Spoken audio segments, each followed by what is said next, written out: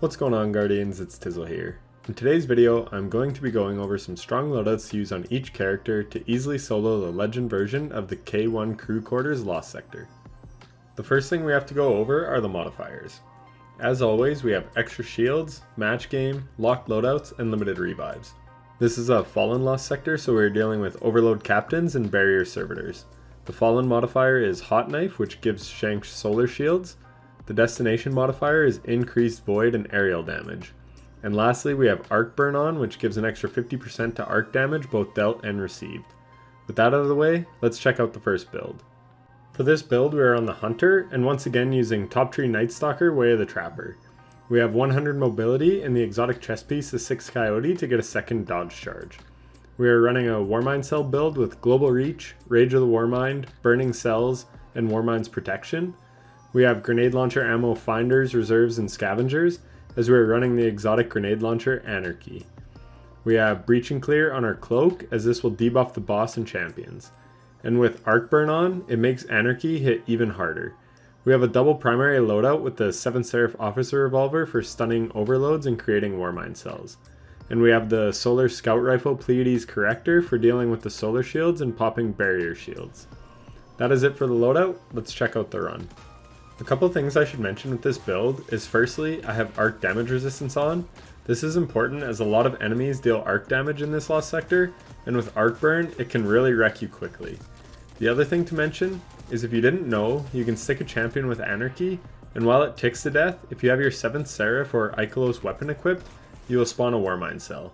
So I use this technique a lot in this run. And as is the case with all Moon Lost Sectors, this one is quite long and has a lot of adds. It's definitely not the longest, but there are certainly things that can make this Lost Sector a challenge. I try and always deal with the barrier champions as soon as I can, because they will make enemies immune, which can be a pain to deal with.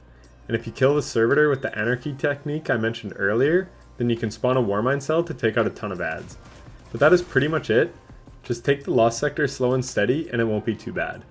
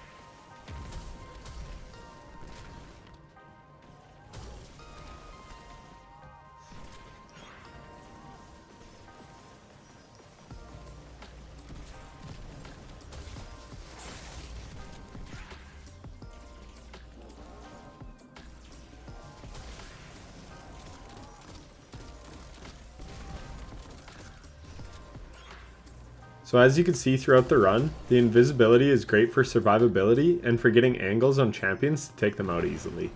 And as always, in the Moon Lost sectors, I can't recommend Warmind Cell builds enough. There are just so many ads to deal with, and it makes it go a lot more quickly. This was quite a quick run actually, and I had a lot of things go right. But now, let's check out the next build, which is on the Titan.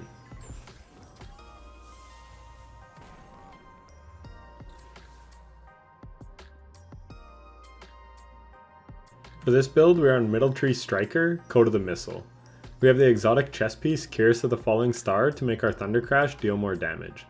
We have all the main Solar Warmind Cell mods on, with Wrath of Rasputin, Rage of the Warmind, Burning Cells, Fireteam Medic, and Global Reach. To create Warmind Cells, we have the exotic machine gun, Xenophage. We also have this for taking out solar shields. We have a Hung Jury with Anti-Barrier Scout Rifle for dealing with the barrier servitors, and we have Surge Detonators on our class item to stun Overload Captains with our Arc Grenade. We have the Ritual Grenade Launcher Salvenger Salvo on, which is Arc, which is great due to the Arc Burn. We have Ambitious Assassin and Chain Reaction on, so we can use it for ad clear. Lastly, we have Machine Gun Ammo Finders, Reserves, and Scavengers to keep our Xenophage ammo topped up. That's pretty much it for the build. Let's check out the run.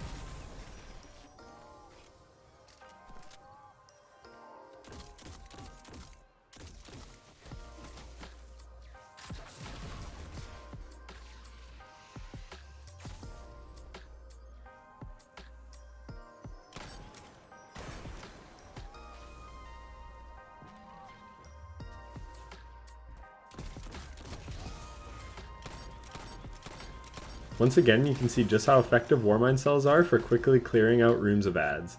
They seriously save so much time.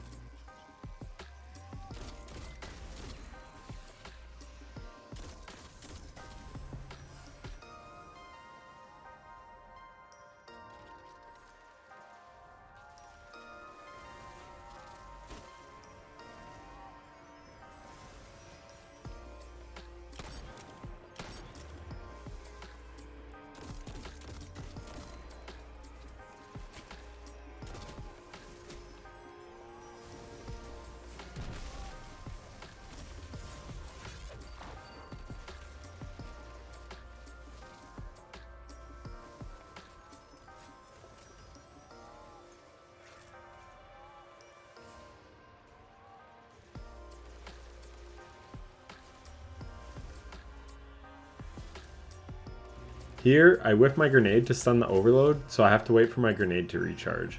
This is a big time waste, so try not to do this.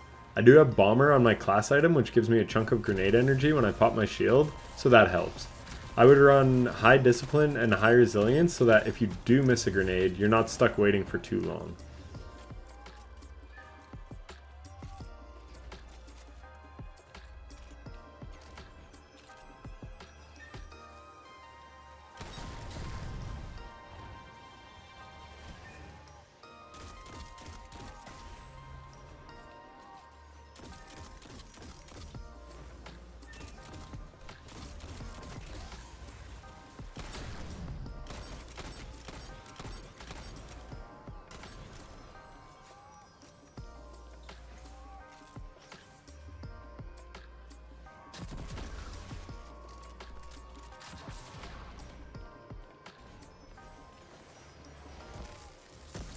Because of Arc Burn and Curse of the Falling Star, my super is able to completely one-shot the boss. You don't want to collect the chest right away if you do this because a barrier servitor spawns in, so you'll not get platinum. And I've heard that the only way you can get exotics is to get a platinum run in the Lost Sector. So just head back to the ramp and clear out ads and take out the barrier servitor, and then you're good to collect the chest.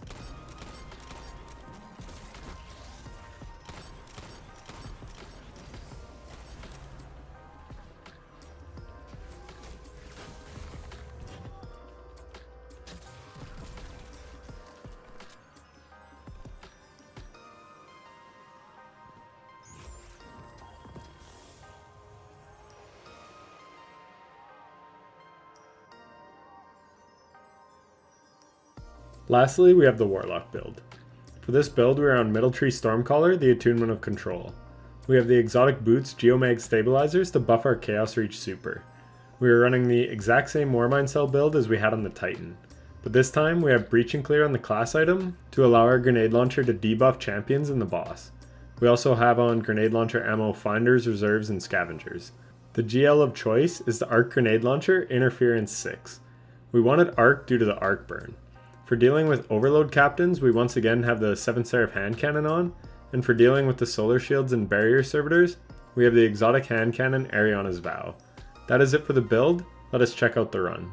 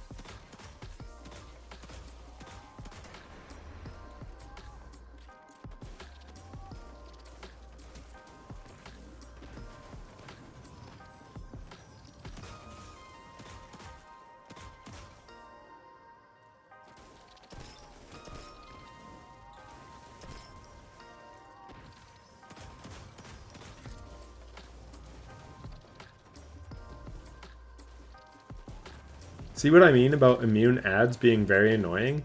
It is hard to deal with the barrier servitor because of the immune ads shooting at you, but you can't deal with the ads shooting at you because they are immune. So it is a catch-22. So I try and find a safe angle to take on the barrier servitor.